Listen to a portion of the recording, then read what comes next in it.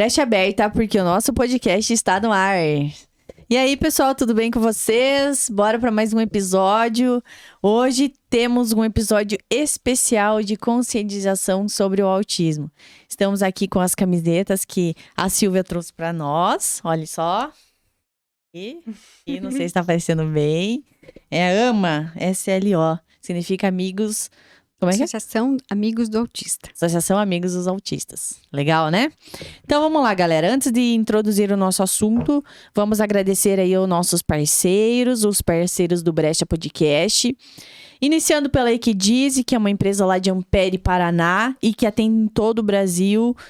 Os meninos trabalham aí com identidade visual, criação de logomarca, redefinição de marcas. Enfim, quem precisar, chama a Equidize.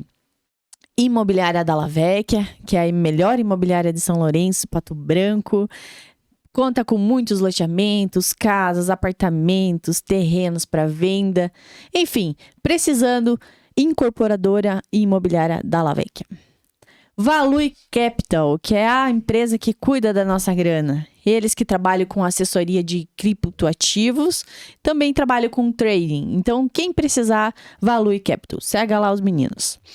Espaço Pet, melhor pet shop de São Lourenço, localizado na rua Rio de Janeiro. Chama lá a Gabi, a Laine, o Ed, que eles têm o melhor atendimento. Também funciona em regime de plantão.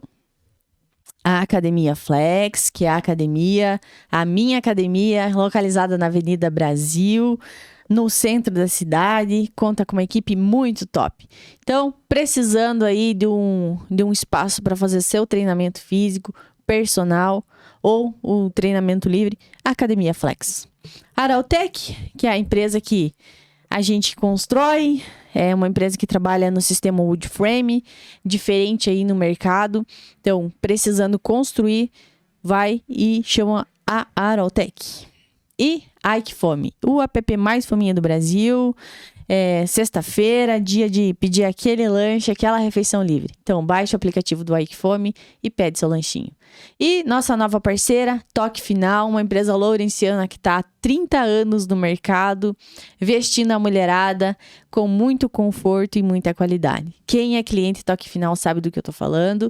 Eu sou cliente há muito tempo e ficamos muito felizes com essa parceria fechada. Então, Toque Final, segue lá, dá para comprar pelo site e retirar aqui na loja física. E é isso, galera. Vamos para mais um episódio.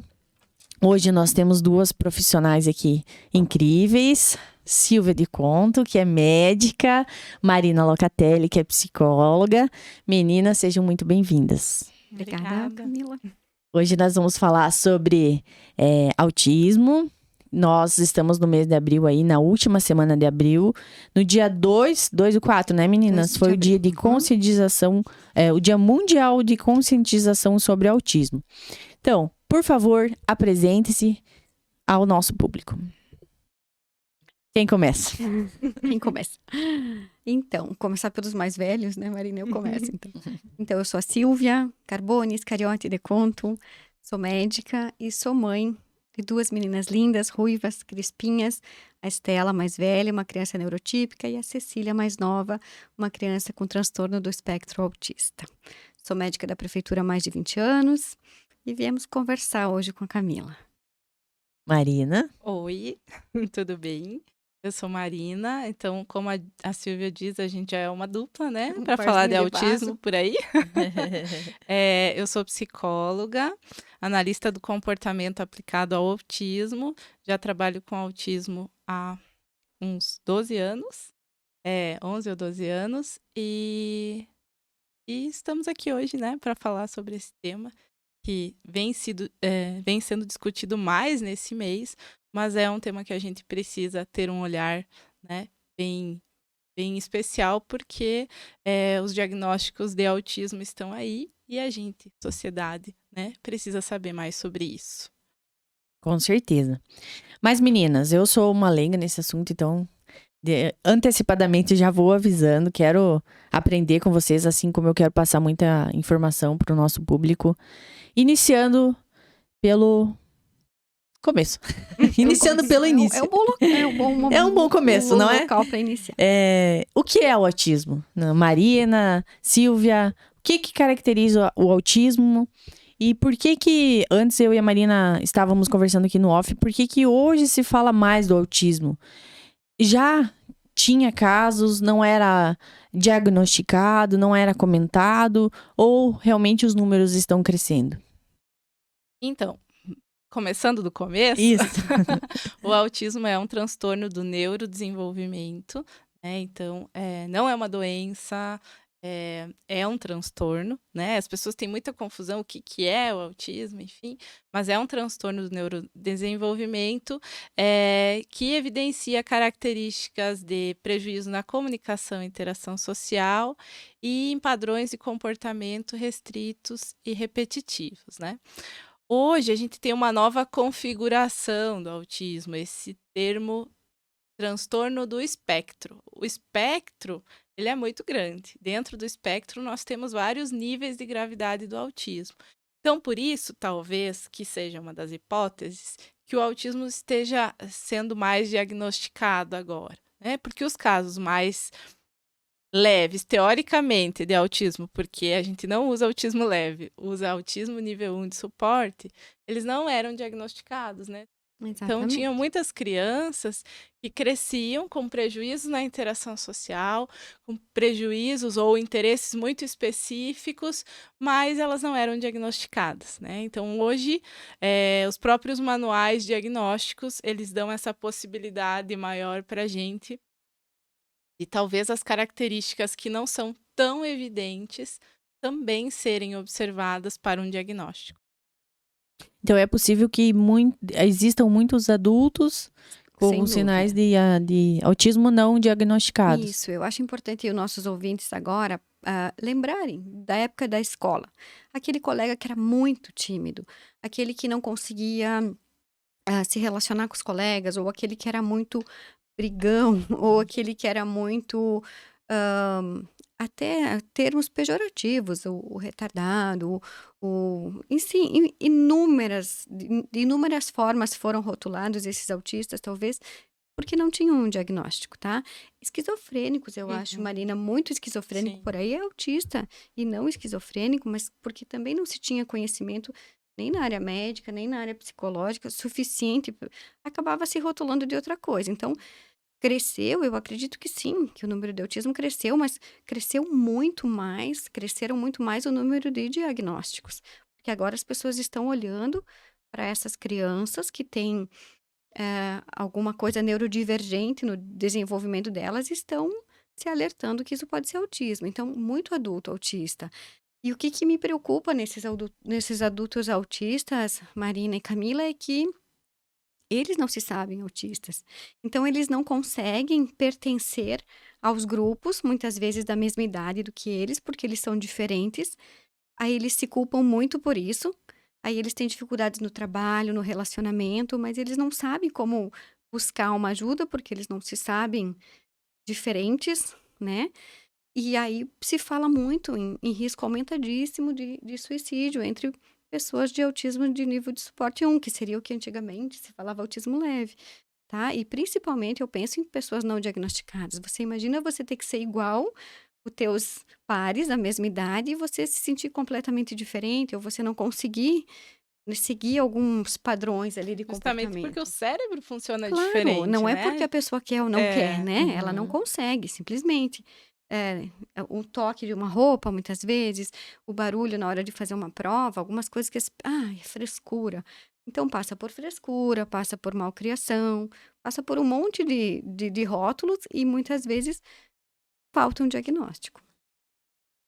E, meninas, a partir de que idade que se pode perceber sinais de autismo? Então, quanto a isso também, a gente, por muito tempo, teve o mito de que a gente só podia diagnosticar depois dos 3 anos, né? Isso não é verdade, mas, ou não sei se isso foi verdade em algum momento. Acho que nunca foi, mas não tínhamos capacidade para fazer não isso tínhamos antes. né, Recurso, talvez. recurso para isso. Então, hoje a gente já tem protocolos de avaliação do desenvolvimento infantil e a parte bem importantes e que dão uns indicativos bem importantes de atraso no desenvolvimento, inclusive nas áreas que são mais comprometidas pelo transtorno do espectro autista, né? Então, crianças com 14, 16 meses, a gente já consegue, né, talvez, se não em definitivo, mas um diagnóstico inicial. Presuntivo, talvez, Isso, né? Uma né? presunção. Identificando os atrasos. O que é importante, Camila, é a gente não esperar um diagnóstico para começar a intervir. Porque a gente precisa intervir quando os sintomas, os sinais estão aparecendo. Então, é uma criança com atraso de fala, está com 1 ano e 5 meses, 1 ano e 6 meses, já deveria estar produzindo algumas palavrinhas, não está? A gente não espera o diagnóstico, a gente vai intervir nesse atraso. Porque a neuroplasticidade da criança, esse momento em que o cérebro dela está fazendo novas conexões com mais rapidez, é quanto antes, né? O quanto antes. Então, quanto antes a gente intervir no atraso, o diagnóstico vem em segundo plano nesse caso, né? Porque assim, a criança está com dificuldade na interação social, está com atraso de fala, está com um leve atraso motor, né? Não está conseguindo pegar as coisas como, não se interessa pelas coisas como as outras crianças, a gente já começa, né, procurar ajuda e intervir nesses casos. Não esperar. A regra é não esperar. Não esperar. A regra é, não existe, não, mas cada um no seu tempo. Não, os marcos de desenvolvimento, eles são marcos de desenvolvimento para todas as crianças. Se não falou, se não caminhou na idade que a maioria faz, então tem que estimular. Depois descobriu que não era nada. Ótimo, maravilha, excelente, não perdeu tempo. E se for, você vai ficar esperando, né? Aí tudo já fica mais complicado, tá? Então, bem importante isso. A gente tem que estar alerta, né? Para esses sinais de que pode alguma coisa não estar acontecendo da maneira porque isso correta. pode ser mais prejudicial ainda para a criança, né, no caso. Porque quanto antes a intervenção começa, a maior chance que a gente tem de desenvolver as habilidades que estão em atraso. E é possível, meninas? É possível. É possível desenvolver habilidades. Então, por exemplo, a criança não vai deixar de ser autista. Ela é autista, né? Mas ela pode, inclusive ela pode caminhar nos níveis de suporte, né? Então, a gente tem níveis de suporte 1, 2 e 3, né? Que seria o nível de suporte 3 necessitando de mais apoio, nível 2, um apoio moderado, e o nível 1, menos apoio, menos suporte. Mas a criança, com intervenções adequadas, ela pode caminhar nesses níveis. Assim como se ela não tem intervenções, ela pode aumentar o nível de suporte, né? Então, tá muito relacionado isso. Estimulação precoce, né? Melhora da habilidade, desenvolvimento de habilidade. Então, uma criança pode estar em mais de um nível. Nível Não, que vocês dizem são graus, assim, uma vez se falava em graus, né? Nível de gravidade, vamos dizer assim, do autismo. Então, por exemplo, pode falar assim. Não, é que ela pode estar no comportamento, ela está muito bem, ela está conseguindo ser uma criança que se comporta de uma forma melhor, ela está num nível 1 de suporte para comportamento. Marina, me corrige se eu estiver errada. É isso mesmo. Daqui a pouco, na comunicação, ela está em nível 3, ela não consegue se comunicar. Então, o mesmo autista, ele pode ter níveis de suporte diferentes, dependendo das dificuldades dele, né? Eu gosto de explicar o autismo como se fosse um tiro ao alvo, assim. Ele tem vários, um tiro ao alvo, você, no centro, é o máximo, é o auge, é o autista típico, aquele que ele se balança, que ele é nível 3 de suporte em todas as, né, enfim, ele tem dificuldade em todas as áreas, né? Em todas as áreas. E aí, conforme você vai indo, saindo desse centro do tiro ao alvo, são autistas com menos nível de suporte, até chegar aquelas pessoas que tangem, elas só tangem, assim. Elas têm, às vezes a pessoa pensa assim, que a Marina até alertou, não tem essa de ficar falando, eu acho que eu sou meio autista, isso até é ofensivo para um autista. Mas as pessoas, nossa, eu acho que eu tenho a impressão que esse meu comportamento pode ser um tanto autístico, enfim. Porque, claro, todos nós, em algum momento, a gente tange algum tipo de comportamento um pouco que lembra, né? Mas não que a gente seja autista por causa disso. Então, é um tiro ao alvo. Bem no centro é o autista típico, e conforme você vai se distanciando do centro, são os níveis menores de suporte até que chegue aquele que fique quase, ele tá ali, tá super bem compensado, ele continua sendo autista, né, mas ele tá em nível 1 de suporte, tá tendo uma vida praticamente como os pares dele da mesma idade. É importante pensar também que, assim, um autista pode ser nível 1 de suporte, que geralmente são uma vida mais funcional, que trabalham, né, estudam, funcionam. Não que os outros não possam ter, mas que geralmente uma parcela maior. E ele ter uma alteração sensorial tão grande que cause tanto prejuízo, por exemplo, uma seletividade alimentar ou uma hipersensibilidade auditiva, então aquela pessoa precisa andar com abafador, né, de ouvido por conta do barulho. Então, por isso que quando a gente fala em autismo nível 1, a gente não fala em autismo leve. Porque a pessoa pode ter, então, uma inteligência acima da média, né? Vamos pensar assim, e desempenhar muito bem uma função, mas pode ter uma dificuldade de se relacionar muito grande com as pessoas. Então, ele não busca interação social, ele precisa que alguém chegue até ele para fazer esse movimento de interagir, né? Então, por isso que a gente não fala autismo leve, porque em uma instância ou outra, essa pessoa vai ter bastante dificuldade. Diferente, né? Porque se ela é autista, é porque ela necessita de suporte. Se ela não necessita de suporte, ela não é autista, né? Então, essas características têm que ser intensa de tal forma que necessite de adaptações e suportes, né? Então, quando a Silvia fala, todo mundo às vezes fala, eu acho que eu sou um pouco autista. Isso é um termo que não é legal usar. Porque, inclusive, quando você é autista, é porque você tem um conjunto ali de características que dificultam algumas coisas na vida, né? Então, assim, a gente usar esse termo, por exemplo, autistas que têm dificuldade e hipersensibilidade a cheiros, né?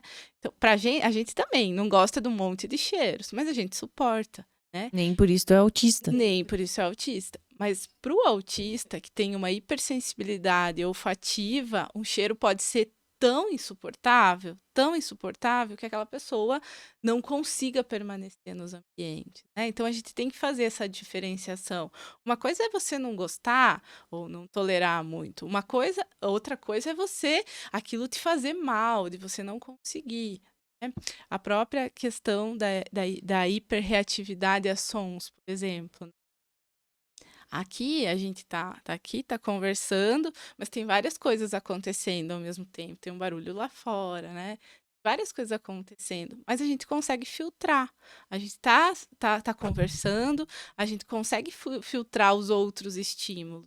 E tem alguns autistas que não conseguem fazer isso pelo próprio transtorno do processamento sensorial. Então, todos esses estímulos estão aqui. Então, ele está aqui tentando se concentrar e filtrar esses estímulos, mas eles estão aqui, né? E aí chega um momento que a pessoa tem crises, né? Que ela não consegue dar conta de filtrar, porque a entrada do estímulo, né?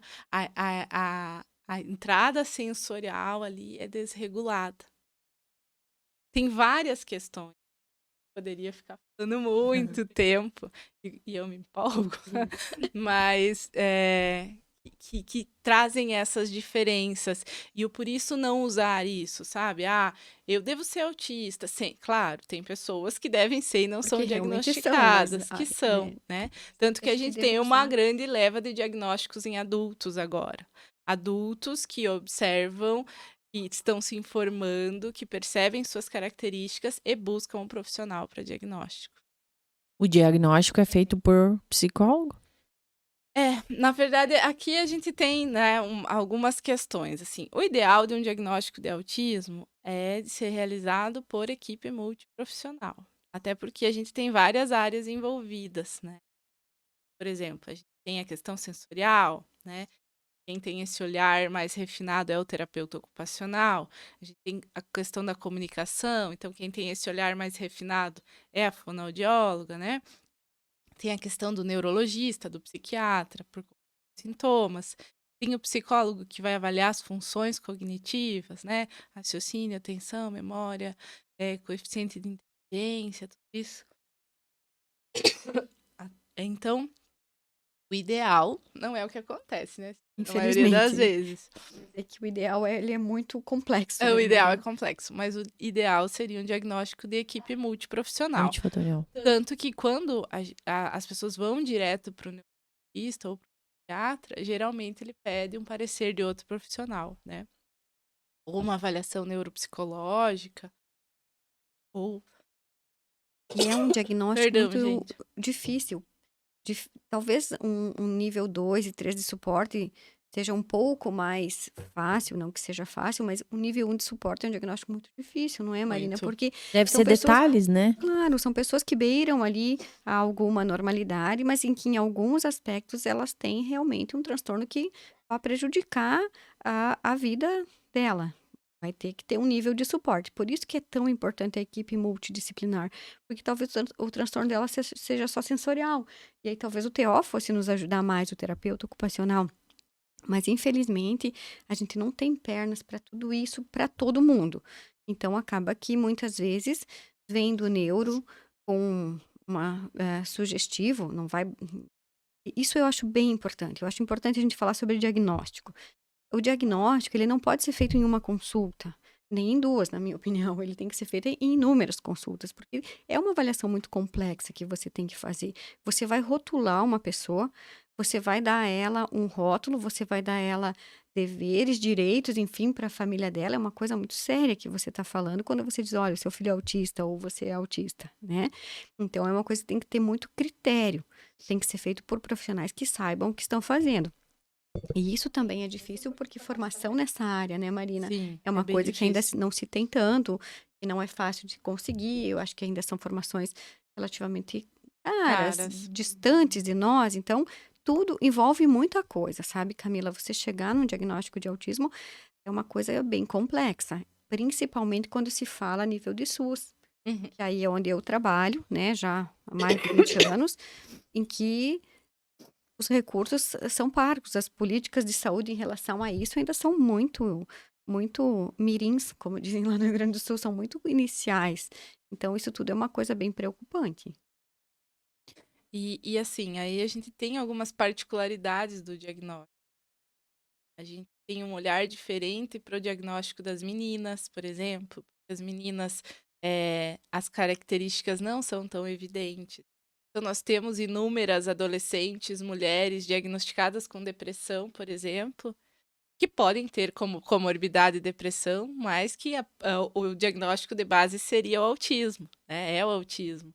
Porque tem muitas características de introspecção, né? De dificuldade de se relacionar, e interesses muito específicos, e que ao longo da vida foram tendo outros diagnósticos, né? De ansiedade.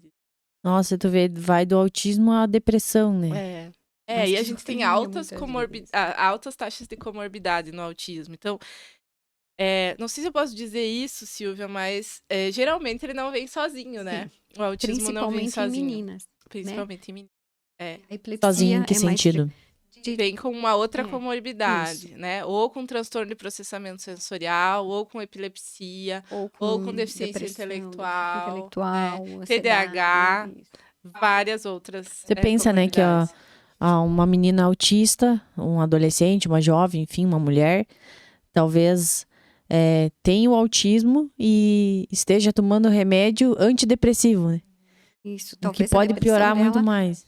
ou até, não digo piorar, Camila, mas não vai tratar Sim. a base, né? base. Ela vai até tratar de alguma forma essa depressão, mas talvez, mas se ela se sentisse compreendida dentro do que ela consegue oferecer para a sociedade, do que ela consegue oferecer para a família, se sentisse compreendida enquanto autista, ela talvez tivesse uma depressão menos grave, ou Isso, nem teria, ou não porque teria, porque assim, o que eu vejo muito no caso de diagnosticado adulto, eles respiram e dizem: nossa, agora eu consegui entender os meus comportamentos, né? E por que eu destoava, talvez, dos meus colegas, ou por que eu era diferente, e por que eu não me interessava. E as meninas têm uma habilidade muito importante, talvez, que mascare muito o autismo, que é o MESC, é imitar copiam comportamentos. os Então, comportamentos. eu tento imitar para me sentir aceita no grupo. Só que isso causa uma exaustão mental, porque assim, eu tenho que estar o tempo todo imitando,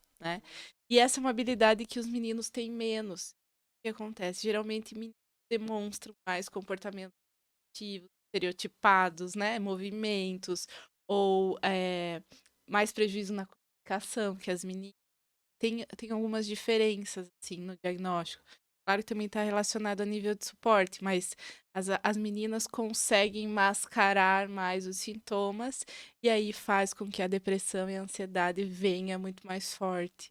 Porque é uma vida de tentar É como se elas estivessem adaptar atuando como atrizes comportamentos. o tempo inteiro na vida dela. É por isso, Entendi. então, que eu li algo que existem mais meninos autistas?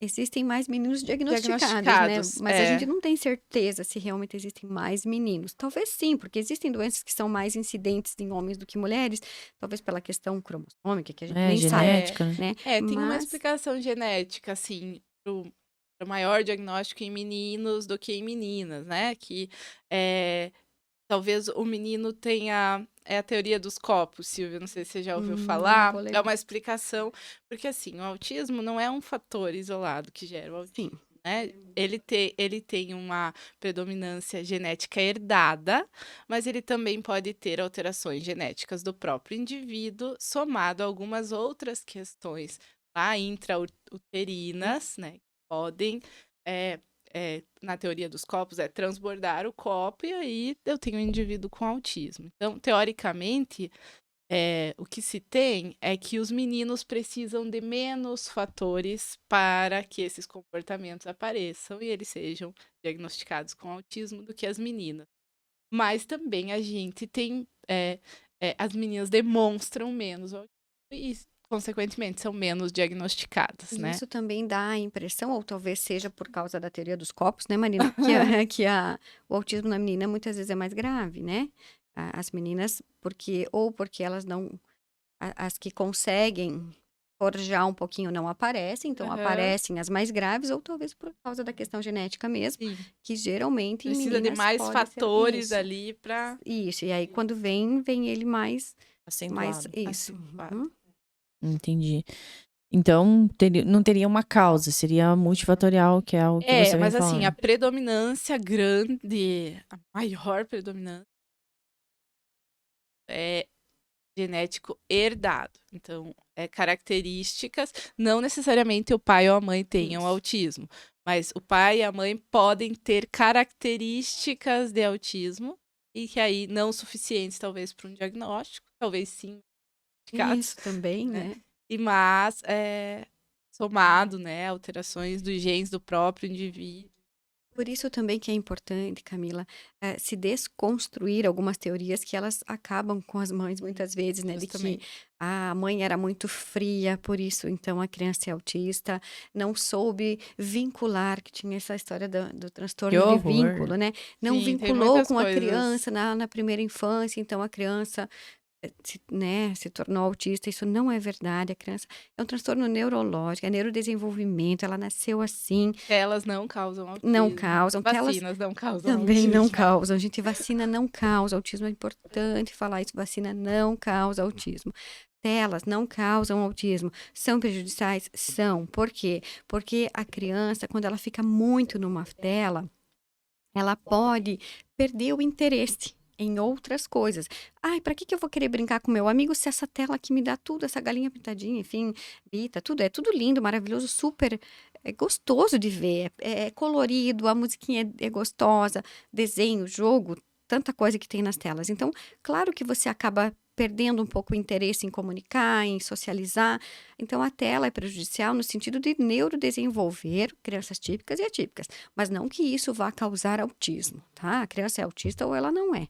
Ela não vai ser Nasce com autista, isso. nasce com isso, né? Ela não vai ser porque ela ficou muito tempo numa tela, mas eu tenho conhecidos, amigos, inclusive, que em algum momento tiveram dúvidas se a criança poderia ser, e no momento em que tiraram as telas, perceberam que não era, é só porque a criança realmente não tinha interesse em outras coisas, porque ela estava ali muito bem satisfeita com ela e com a tela, né?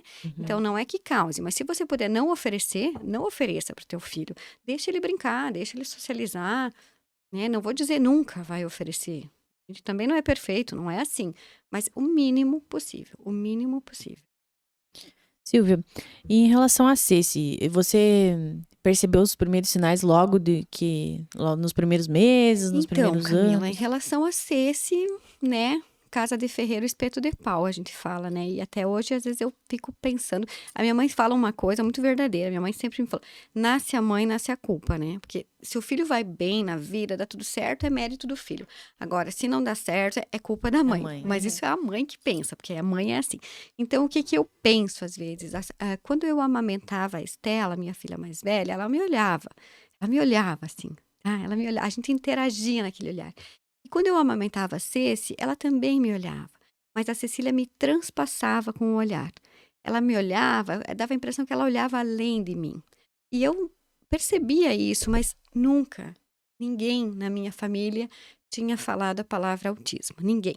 Nenhum avô, bisavô, tio, ninguém. E agora eu sei que um monte de pessoas são ou, né, ou tiveram características que possivelmente eram e não foram diagnosticados.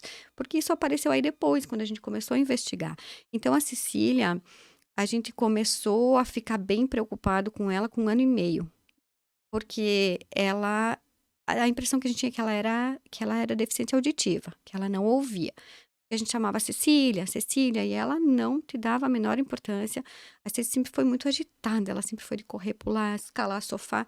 E aí a gente começou a fazer testes. A gente chamava, botava lá no quarto, Cecília, Cecília, nada. Aí a gente ligava a galinha pintadinha no volume 2, assim, super baixinho, e ela vinha correndo pra sala. Aí a gente pensou, bom, então não é deficiência auditiva, ela escuta, mas ela escuta só o que ela quer. E aí, durante 6 meses, a gente fez o que quase todos os pais, se não todos fazem, que a gente negou com veemência. Sabe? Quando você diz não. Aí alguém diz assim, não, mas o Álvaro era assim quando era criança, ele adorava brincar sozinho.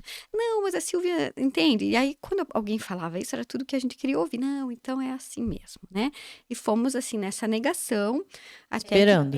esperando aquilo, né? Porque não é uma coisa fácil, né, gente? Não é uma coisa que você quer, que você espera, que você anseia por isso. Não, muito pelo contrário. Então, você vai digerindo aquilo até que com 2 anos não teve o que fazer. A gente foi pro neurologista e a partir daí a gente peregrina, né? A gente vive peregrinando, assim, atrás de informação, de mudanças, de melhoras, enfim. Mas foi com 2 anos, então, que a gente fez a primeira consulta da Cecília e que começamos para ela, então, a intervenção, tá? Que até há 10 anos atrás, isso, 8 anos, que a Ceci está com 10, até que era razoável, né, Marina? Porque Nossa, às foi um vezes, diagnóstico bem e fazia cedo com ainda. 6, com 8 anos, É. né? Mas hoje em dia já se fala muito mais cedo. Então, por isso que os pais têm que prestar atenção. Não ficarem paranoicos, pelo amor de Deus, né? Não é todo mundo que é autista. Mas prestarem atenção nos pares. Ah, como é que é o meu filho em relação... Não é comparar. É comparar com o geral, assim, da idade. Como é o meu filho em relação à turminha da creche, né? Por isso também muito importante os professores estarem alinhados com os profissionais da saúde em relação a isso, porque eles que passam um tempão com essas crianças, né? E eles têm um conhecimento em relação a comportamento infantil, então eles têm que estar alertas, né? Nem sempre o pai e a mãe vão ouvir o professor no primeiro momento, porque, como eu falei, não é uma coisa que você queira ouvir. Você não quer ouvir isso, né? Mas o professor também vai ter que ser um pouquinho enfático, insistir até que e as pessoas, então, entendam que realmente pode ter alguma coisa errada com essa criança e busquem uma avaliação adequada. E como foi esse primeiro diagnóstico para você, Silvia? Foi assustador, eu acho. Assim, eu fui a Curitiba. Eu tenho uma amiga que é neuropediatra, uma querida, e ela fez, então, pra gente a primeira avaliação, assim. E ela falou: olha, Silvia, jamais vou te falar isso em uma consulta, mas muitas características, né? E aí eu voltei de lá pensando o que vai acontecer com esta criança quando eu morrer. Ou seja, eu já estava pensando lá, e aí é uma enxurrada de coisas assim que vão acontecendo na tua cabeça, que você vai pensando, meu Deus, quem vai cuidar, como é que vai ser, será que vai melhorar? E aí a Cecília, ela passou, ela durante muito tempo, anos, ela não dormiu bem. Ela dormia muito pouco, assim. Então, ela caminhava em cima do sofá, faceira, e eu lá aos prantos, né? E como eles não têm isso de perceber muitas vezes expressão facial, eu acho que ela não percebia que eu estava triste, chorando, querida. Tomara que não, hoje eu fico pensando, porque se ela se sentisse triste, não conseguisse expressar também, isso para mim ia ser mais triste ainda. Mas aí você vai processando isso, tá? E isso que eu acho bem importante. Eu tinha pavor quando as pessoas falavam em luto. E o luto por ter um filho com necessidades especiais, um filho com. Agora a gente fala, né, com algum tipo de deficiência, enfim, portador de deficiência, né? Mas assim, de certa forma é um luto, mas não um luto por esta criança, um luto por aquela criança que você idealizou, que você sonhou, que você imaginou que seria igual o mais velho, ou que seria igual a todas as outras crianças, e que de repente vem diferente. Então você tem que processar isso, você tem que, entre aspas, né, enterrar aquela tua ideia idealizada de um filho e materializar esta ideia que está ali na sua frente, que nem por isso vai ser menos amado, menos querido, tão amado quanto qualquer outro filho, né?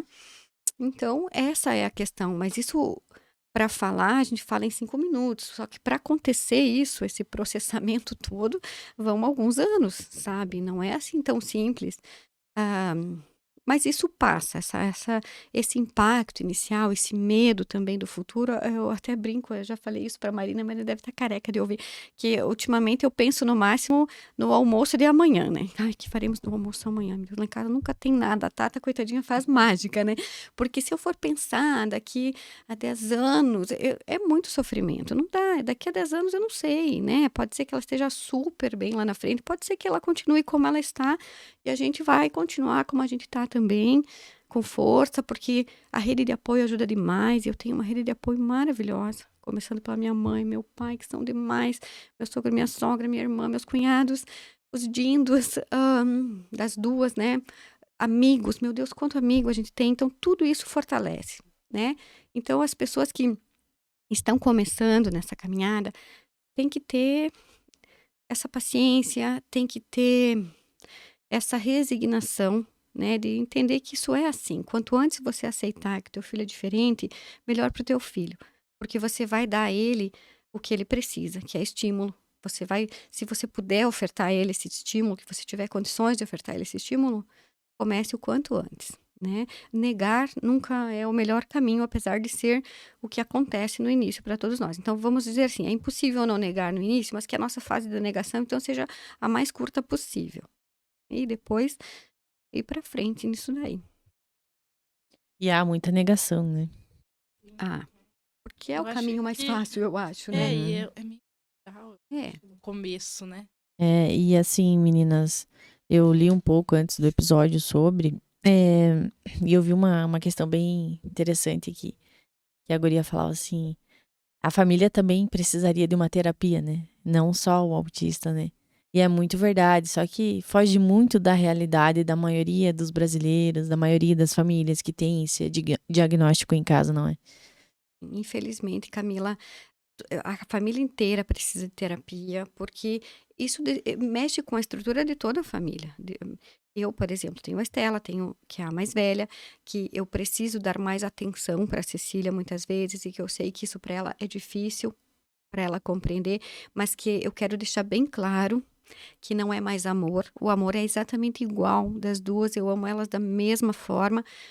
Mas a atenção, às vezes, tem que ser um pouquinho mais para Cecília, porque quando eu piscar o olho, ela tá em cima da bancada com um copo d'água de vidro. Copo de vidro com água que daí, entende? Então, ela pode derramar água, cair de cima da Quebrar. bancada com um copo de vidro. Então, né, são situações que exigem que a gente dê um pouco mais de atenção. Mas aí, claro, que para o outro filho fica aquela sensação, poxa, mas a mãe só tá com a outra, né?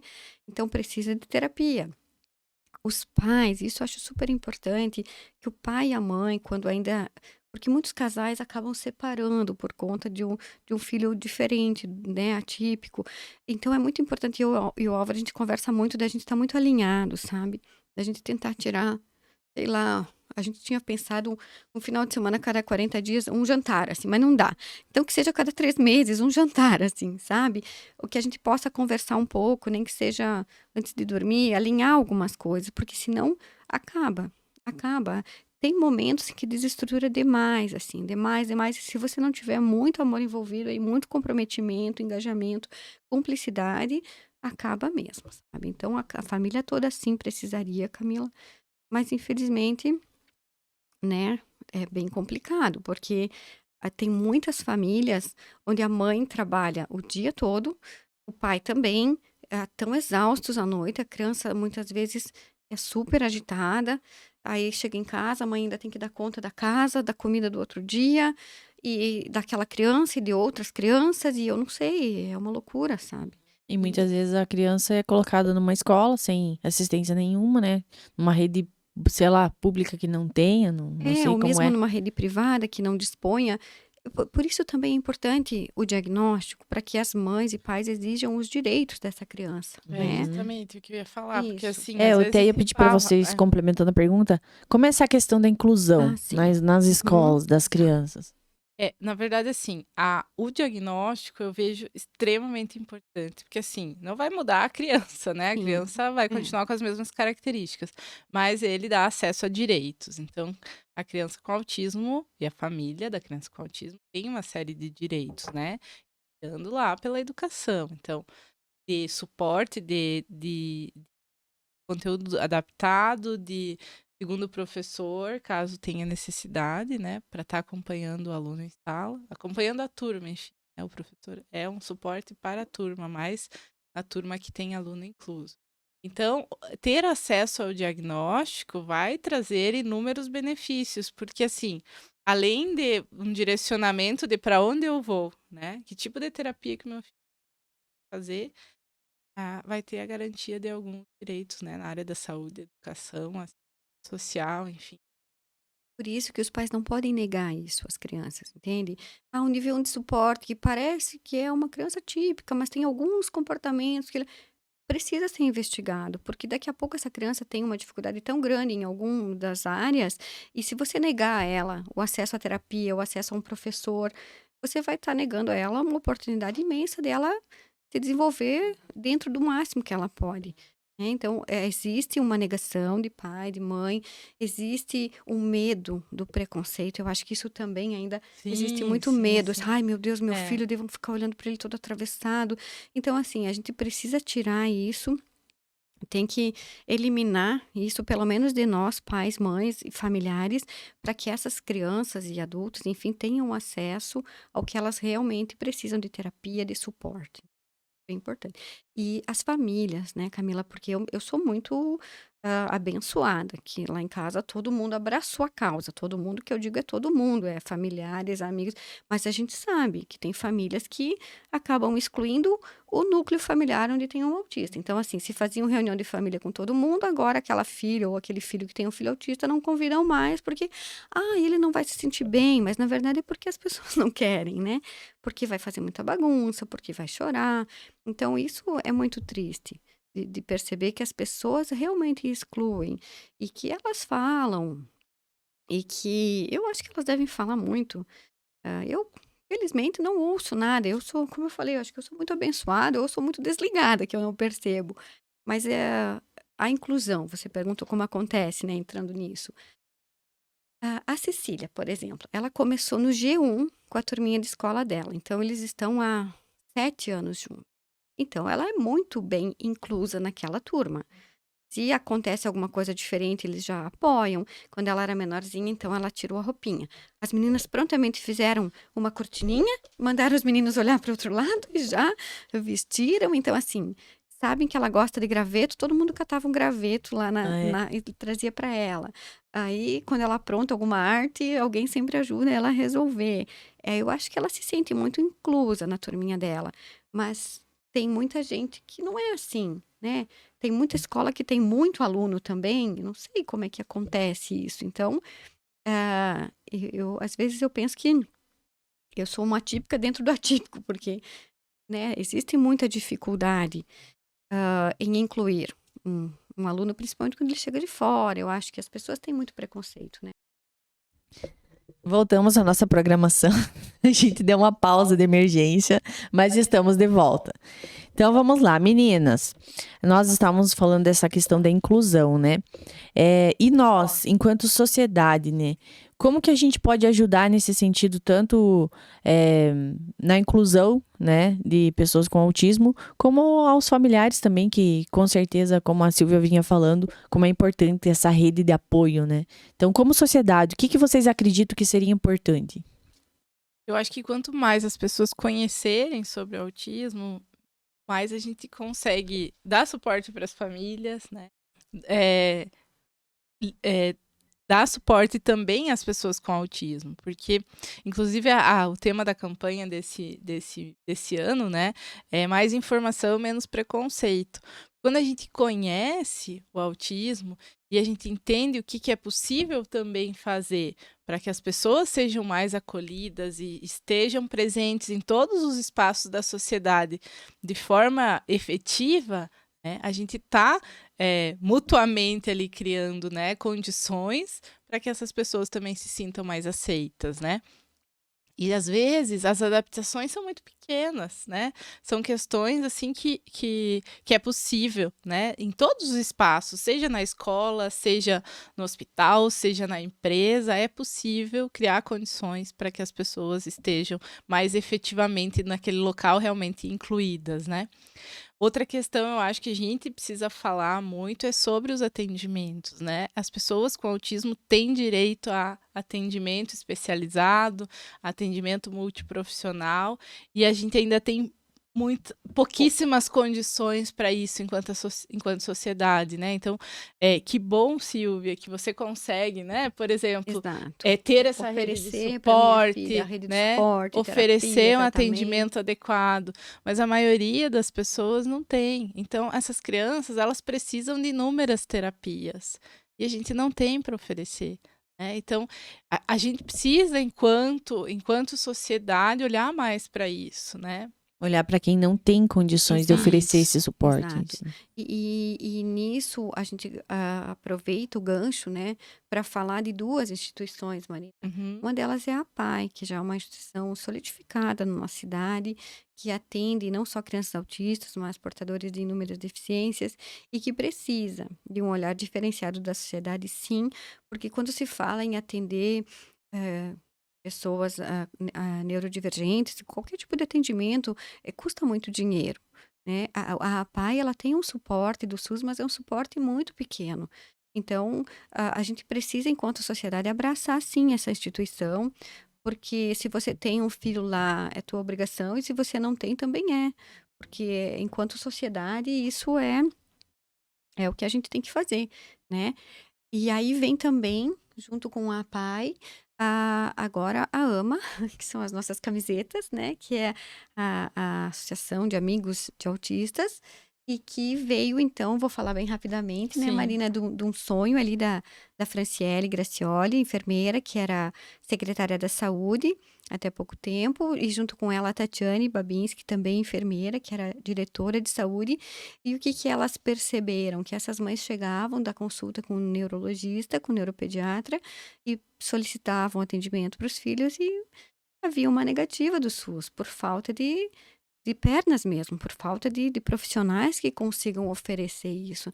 Aí nasceu, então, a ideia de formar o que muitas cidades já têm, que é a AMA, num intuito inicial de suporte para pais, um grupo para a gente se reunir, debater e chorar junto, vamos dizer, mas já olhando para frente com a ideia de oferecer, quem sabe, no futuro, profissionais também para que essas crianças sejam acolhidas e possam receber terapias ali. E isso envolve muito dinheiro também, né? E isso vai depender muito da nossa sociedade, tá? Para a AMA poder acontecer, para a PAI continuar funcionando, a gente precisa da ajuda de todo mundo da sociedade, empresas, pessoa física, independente ou não de você ter alguém na família que precise, né? Porque, como eu falei, isso tudo envolve um custo muito grande. E muitas, muitas, muitas famílias não conseguem manter isso.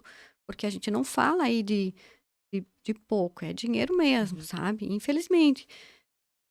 Então, a gente está aqui também E pedindo como que é a associação? Como que pessoal, olha, funciona, a Silvia? associação está começando, ela está Uhum. assim, eu digo que acho que ela está ainda no pré-natal praticamente, ela nem nasceu direito, assim, ela está É, nascendo, tá? ela Então, tem uma diretoria, isso, né? Que são os pais que se uniram, essas profissionais que citou, assim, que a gente precisa ter pais também para dar sim, esse pontapé inicial, porque é uma associação, então, filantrópica, né?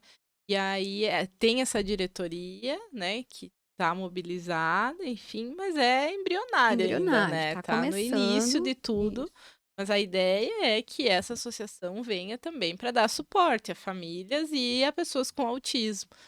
de uma forma lenta, claro, que não vai ser de um dia para o outro, mas vai depender muito do abraço Uhum. da Sim, sociedade da para que isso comunidade aconteça. no geral, né? Todo mundo. De todo. E quem quiser ajudar, meninas, já tem um norte para isso? A gente ainda não tem um CNPJ É, estabelecido, eu tá acho, tudo para em poder. processo de Tá? Mas construção isso vai ainda, né? ser. Vocês vão ouvir Vai falar ser. muito disso Ah, ainda, ok. tá? Uhum. Então, fiquem aí com essa ideia, todo mundo, Não sei se já tem alguma coisa em rede social, Ainda não Ainda não também. mas vai ter, também. né? Vai Tá, ter, Vai vai ter, ter tudo então. isso. Fiquem Aham, ligados que vai vai ter. ter. Isso. Silvia, você pode falar para nós um pouquinho como é a rotina da Ceci, o que que ela faz? Porque talvez isso também ajude muitos pais, né? Assim. O que ela gosta, o que que ela não gosta, o que que é bom para ela. Bem, a Cecília, então, ela é uma autista nível 2 a 3 de suporte, tá? Então, não é leve, como as pessoas costumam dizer, né? Bem distante disso. Ela tem uma dificuldade bem grande na questão de comunicação, então ela tem 10 anos e ainda não fala. Ela se comunica de alguma forma, mas talvez eu entendo o Álvaro, mas não todas as pessoas vão entendê-la prontamente. Precisa conhecê-la para entender a forma que ela pede a batata frita. Por exemplo, ela pega um potinho na gaveta e me entrega. Eu sei que ela quer a batata, porque eu tiro da air fryer e boto no potinho. Que legal. Então, agora a gente está trabalhando uma questão de comunicação alternativa, com tablet, onde ela vai pedir o que ela quer. Mas é bem complicado começar isso para a Cecília. Então, a Cecília ela tem uma rotina diária. Todas as manhãs ela tem uma atendente terapêutica que fica na nossa casa, que ela é treinada, entre aspas, formada, né, pela psicóloga que nos acompanha, que é de Chapecó. Então, são normalmente 4 horas manhã e à tarde ela vai para a escola, onde ela tem uma uma auxiliar, né, que fica com ela também a tarde toda direcionando as atividades. A Cecília é uma criança que não pode ficar sozinha em sala de aula, porque ela não vai prestar atenção em nada, ela vai ficar levantando, sentando, ela não gosta de ficar parada. Parada. Então, para ela poder ficar parada, tem que ter alguém ali que direcione bem direitinho ela. Então, é isso. De manhã, terapia em casa, à tarde, ela vai para a escola. 2 vezes por semana, a gente vai até Chapecó, onde ela faz TO, fono, psicólogo, enfim, toda uma questão de terapias. À noite, normalmente, a gente tá por casa. A Cecília é uma criança que não para, como eu falei, ela não para, ela tá sempre caminhando. Então, a gente tá, ou eu, ou o Álvaro, a minha mãe, a minha sogra, ou alguém que tá lá com a gente. A gente tem algumas pessoas também de fora que nos auxiliam, graças a Deus, umas queridas. Tá sempre alguém Caminhando correndo junto. atrás desse, né? E ela gosta muito de. A Cecília, ela tem uma alteração sensorial muito importante. Assim. Então, para ela, tudo é sensorial. O comer é sensorial. Ela esfarela todo o bolo para ela colocar na boca. Então, ela gosta daquilo. Agora ela tá fissurada por detergente. Né? Deus me livre, não dá para ver um detergente. Outro dia ela entrou no mercado, pegou o detergente e falei, nossa, que linda. Eu pensei, não, meu Deus, ela quer espalhar esse guarda do detergente. Então, ela é sensorial, ela espalha Ela aquilo, gosta do ela toque. gosta de sentir, ela gosta de geleca, ela gosta de água, ela ama água. Se você der uma mangueira para ela, a vida dela tá feita, não precisa mais nada. Mas aí no frio, isso complica, porque ela vai pro chuveiro e não quer sair, e aí ela gripa. Então são essas questões, assim, ela é muito do sensório mesmo, né? E com a irmã, como que ela é? Não tem muito Elas interação. são queridas. Ai, às vezes eu brinco que elas são 2 irmãs, né, que parecem filhas únicas em alguns momentos, porque a interação ainda é bem complicada, porque os interesses são muito diversos, né. Ela já tem 13, ela já tá uma pré-adolescente, e a Ceci tem 10, mas ela não é uma criança de 10 igual outras crianças de 10, então ela tem os interesses dela. Mas elas se dão bem. A Estela tem um domínio muito melhor sobre a Cecília do que eu e o Álvaro. Ela é a nossa luz no fim do túnel lá em casa para pôr um pouco de ordem, que às vezes parece que é o caos instalado. Elas se dão bem, assim, dentro desse contexto de que é uma relação diferente do que é habitual. Uhum. E, meninas, num cenário ideal, como vocês acham que os órgãos governamentais deveriam agir? Tipo assim, precisaria disso, isso seria importante. O que vocês me dizem?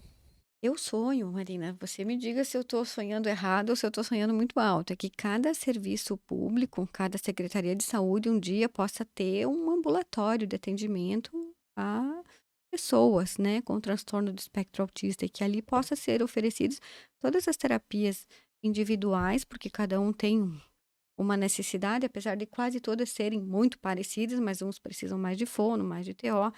Então, esse seria o sonho, né? Que você tivesse um ambulatório ali, que essa criança viesse, o adulto, e ali ela fosse aceita e, enfim, Uma ela equipe uma equipe multidisciplinar, sem dúvida alguma, tá? Mas isso ainda está bem Bem longe de distante da acontecer. nossa realidade. Mas que melhorasse um pouquinho, tipo Tem assim. algumas cidades que alguns centros de atendimento ao autista, mas assim, social ainda, né? Porque no autismo a gente sabe que principalmente nos níveis maiores de suporte, a gente precisa de terapia intensiva. Pensa assim, é muito pouco você ir uma sessão de fono. É muito pouco você fazer uma sessão com psico por semana, com TO. Isso é muito pouco, quase né? A para gente dizer, é melhor do que conforta não o pai e a fazer, mãe, claro, né? Mas é muito pouco. Então, é o que a gente consegue oferecer, por exemplo, na PAI, vamos pensar assim, né? Que eu desenvolvi minhas atividades lá por muito tempo. A gente tem um limite, porque a gente tem muitas crianças. Então, assim, tem uma equipe multiprofissional, com fono, TO, psicólogo, assistente social, físio? Tem. Mas tem muitas crianças, tem muitos adultos, né? Então, a gente não consegue oferecer a quantidade de terapia que essas crianças precisam. E a melhora das habilidades, né? O ensino das habilidades, a aprendizagem das habilidades, depende muito da intensidade da terapia. Então, a gente sempre fala isso. Quanto mais, melhor, né? Então, que a gente tenha, né, um centro de atendimento e que a gente possa, né, direcionar essas crianças para terapia e que lá estejam todos os profissionais que ela precisa. Uma intensidade necessária, Isso. né? Mas esse é o sonho, é o meu também. É nosso sonho, né? É um sonho, né, Marina? Mas quem sabe esse Quem sonho sabe, sonhado junto por tanta gente, ele possa se tornar realidade, se né? todo mundo se unir, quem sabe sim, né, meninas? Tô vendo aqui nossas perguntas. Antes nós falávamos sobre números, né, Marina? Tu falou que a cada uma... Como é que é? Então, a gente não Cada tem 36 muita isso, né? referência aqui no Brasil de quantidade, né? Então, a gente usa dados do CDC dos Estados Unidos. Então, a última pesquisa que saiu agora no início de 2023 e que a gente usa a referência mundial, né? É de 1 a cada 36 nascimentos. 3 nascimentos não, porque a pesquisa foi feita com crianças de 8 anos, né? Então, de 1 a cada 36 crianças. É bastante, né? É bastante. E isso os não diagnosticados, né? Talvez lá eles tenham menos não eu diagnosticados acho do que que nós, sim, muito nos provavelmente, Estados Unidos porque já tem uma eu evolução. tenho o contato de uma conhecida lá e que me parece que a inclusão é muito diferente lá. O diagnóstico é muito mais precoce, porque as escolas lá têm profissionais, né, Marina? A escola é multidisciplinar, então a avaliação é diferente. Também são na escola, Tudo né? na escola. Ela leva o filho para a escola e tá feito o negócio, né? Aqui a gente pipoca o dia inteiro. Vai pra todo lado. Mas isso não é um desmérito, essa palavra não existe, né? Da nossa escola, não é isso. É porque é diferente de lá, só por isso. Então, lá o diagnóstico acontece de outras formas e mais precoce, porque existe uma atenção diferente. É uma estrutura diferente lá, É outra né? estrutura, Então, em todos os sentidos, né? Isso. Tô com algumas perguntas aqui, meninas, que a Thay me mandou, né? A Thay me pediu assim, ó. É verdade que todo autista tem um dom maior? Tipo assim, algo que ele se destaca? Porque o foco talvez seja concentrado ou não? Não todo autista, mas a maioria dos autistas tem hiperfoco. O que Uhum. quer dizer isso? Um interesse específico em algo, né? Mas nem por isso ele vai ser muito bom nisso. Mas a gente tem autistas, por exemplo, de alto funcionamento, né? Que se dedicam muito para determinadas coisas, assim, e que aí tem um desempenho muito bom. Mas não é uma regra, né? É uma porcentagem, né? Até porque muitas vezes vem também associado ao autismo altas habilidades de superdotação, né? Então, a pessoa é muito boa em determinada coisa, ou ela tem um QI, coeficiente de inteligência superior, né? Mas ela pode ter um coeficiente de inteligência superior e ter tanto prejuízo na interação social que ela não consiga ir no mercado sozinha comprar alguma coisa. Então, Então, aqui e aqui, né? os extremos, né? Ou é muito bom em informática, computador, programas, tudo isso, mas não consegue iniciar uma interação social. Por isso que eu tenho horror, Camila, quando se começa a romantizar o autismo, né? Ai, porque é o fulano ou o ciclano.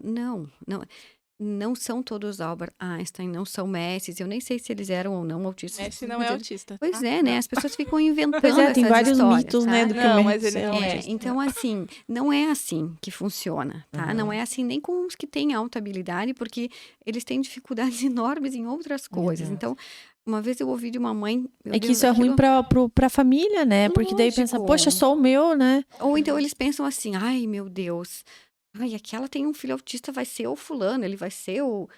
Gente, a gente mata um leão por dia em casa para dar conta de um filho de, né, com atípico, que tem várias necessidades diferentes. Então, assim, um dia eu ouvi de uma mãe que o sonho dela era ter um filho autista.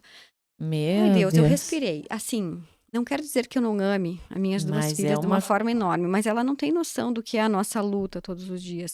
Por inúmeras coisas, sabe? Para aprender a fazer comer com a colher, muitas vezes. Então, assim, Pra não falar uma romantizem palavra. uma palavra. Quando sai, meu Deus, é uma festa. Então, não romantizem. Não acha, ah, porque eu vi o seriado que o fulano fazia. Isso talvez seja 1 em 1 milhão.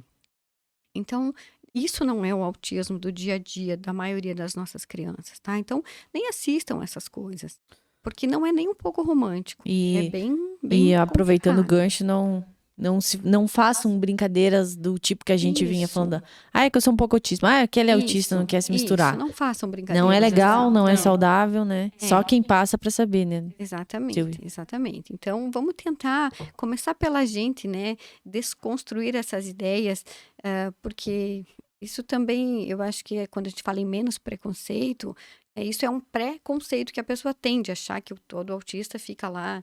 Então, parece autista.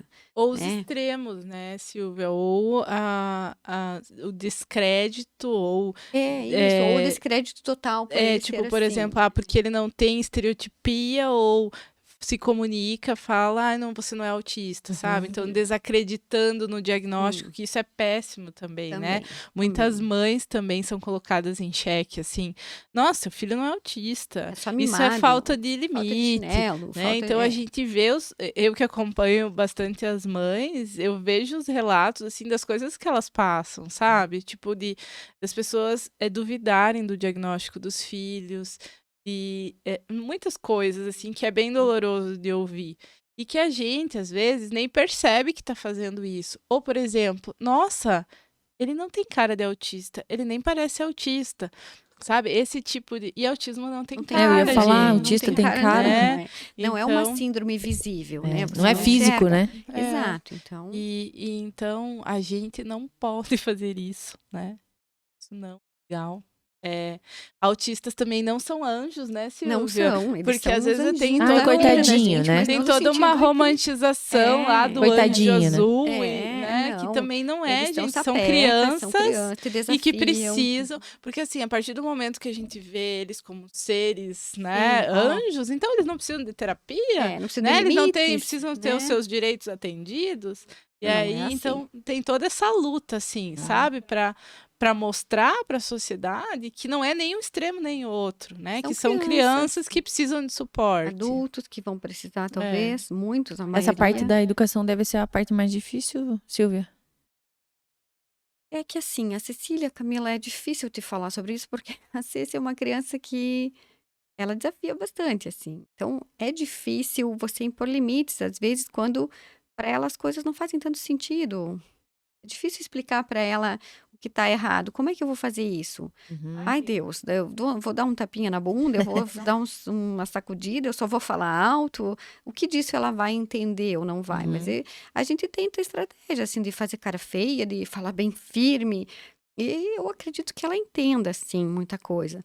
Mas a gente erra muito, Camila, enquanto pai. E até falei outro dia para uma mãe que também tem um filho, ele não tem, assim, nenhuma deficiência intelectual, mas ele tem um problema físico, ele nasceu com um problema que ele precisa de muitas cirurgias, enfim, eu falei: "Cuidado", que é o que eu faço todos os dias, eu paro e penso: "Cuidado, Silvia, ela é uma criança, ela vai te desafiar como qualquer criança, ela vai querer fazer todas as vontades dela como qualquer criança, e a gente tem que saber dar o limite, porque Uhum. toda criança precisa de limite. Então, é mais difícil dar limite para uma criança que talvez não te compreenda, ou talvez ela entenda tudo, mas ela não demonstra que entende, então é mais difícil, sim.